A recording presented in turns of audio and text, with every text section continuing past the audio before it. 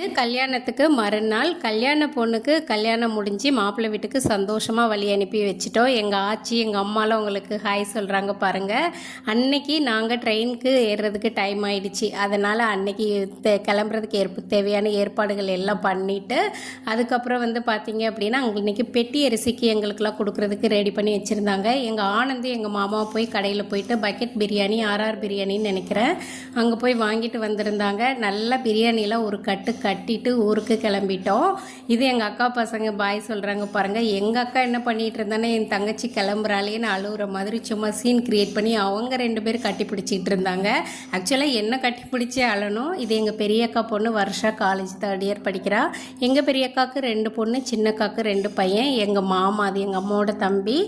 அன்னைக்கு இப்படி தான் போச்சு. அதுக்கப்புறம் ஈவினிங் ட்ரெயினுக்கு கிளம்பி எல்லாருக்கும் பாய் சொல்லியாச்சு. வேறு ஒரு வீடியோவில் மீட் பண்ணுறேன். பாய்.